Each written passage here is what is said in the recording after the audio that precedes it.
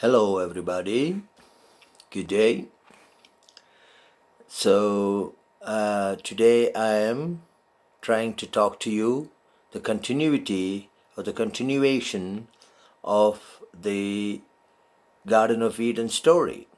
Okay, so I hope you have listened and understood the first part. Now, this is the second part or the continuation. So we stopped that after the garden where the serpent comes to ask Eve and Eve gives the answer and so on. So that is not true. That's what the serpent said. For the God knows the day you eat from it, your eyes will be opened and you will be like gods, knowing good and evil, and this the God knows. Right? So the next Bible continues saying, Eve looked up at the tree and she found it was good to look and good to eat and way to knowledge. And she plucks the fruit and gives half to Adam, and along with Adam, they both eat the fruit of knowledge. As soon as they ate the fruit of knowledge, their eyes were opened, says Genesis chapter 3, verse 7. So this is what the serpent said. Your eyes will be open, and that happened to be. So what serpent said came true, at least the first part of the statement. And now, the second part of the statement is acknowledged in the chapter 3 itself at the end. That's in chapter 3, verse 24, where Jehovah self-articulates saying, "Here is man become like one of us, having the knowledge of good and bad. Now he will stretch his hand and eat from the tree of life as well, and live forever. And this should not be."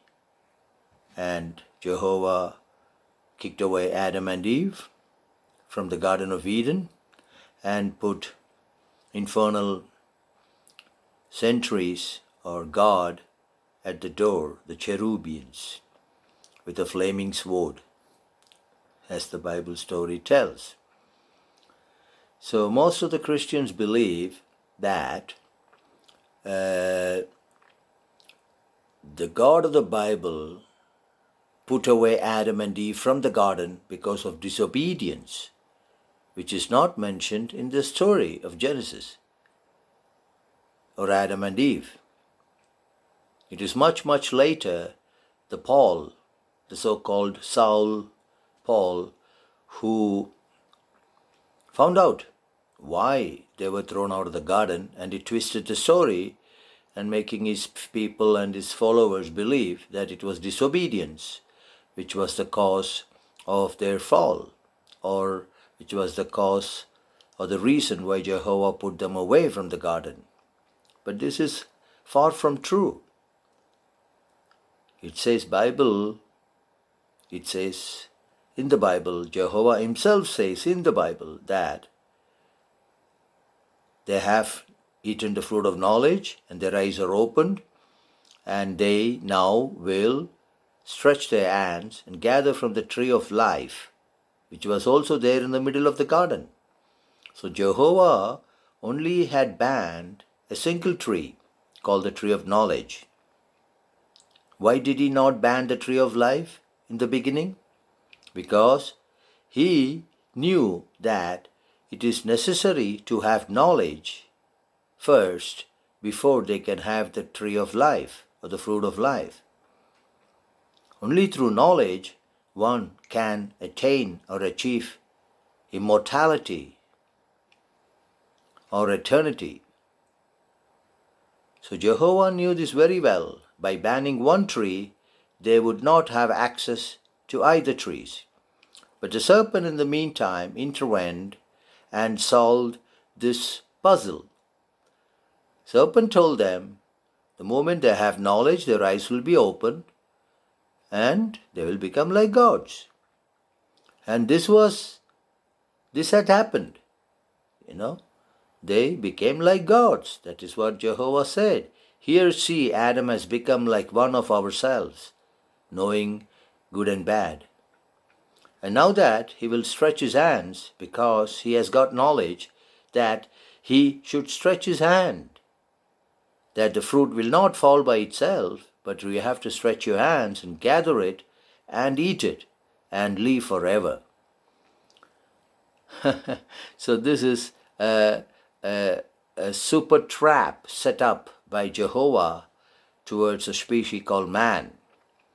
And Christianity, from day one, has been materializing this trap onto man by way of this book and their hunchmen working overtime from New York to New Delhi, whatsoever.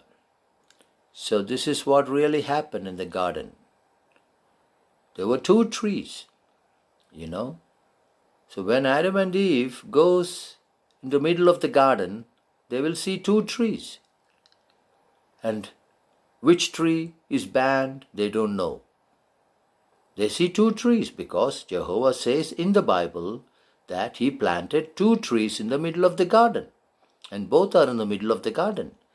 But he told them, he forbid them only one tree, called the tree of life. Tree of knowledge.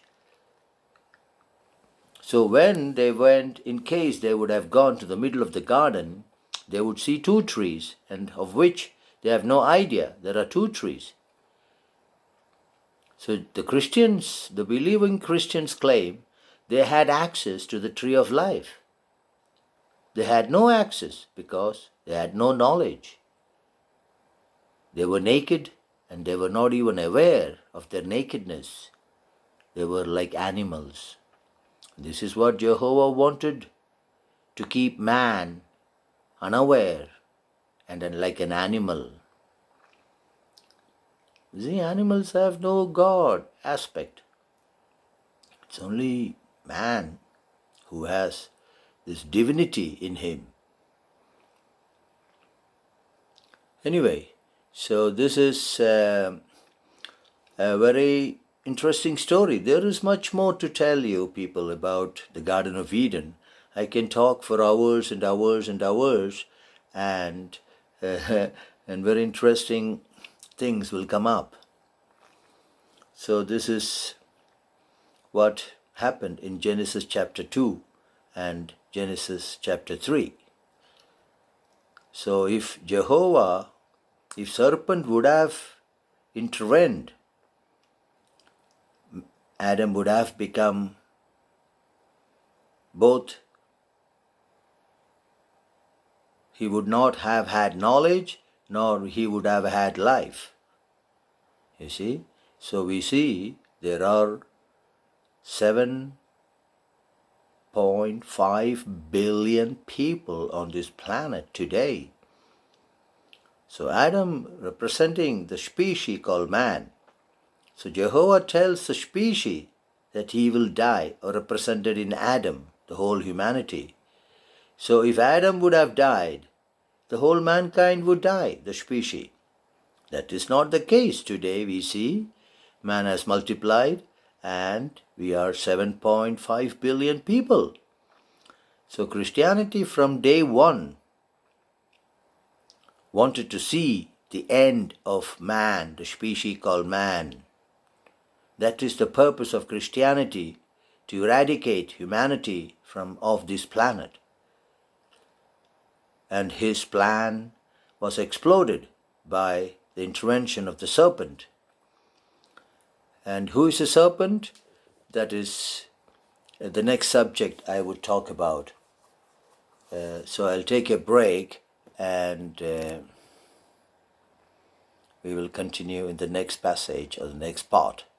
Thank you everybody for listening. Goodbye.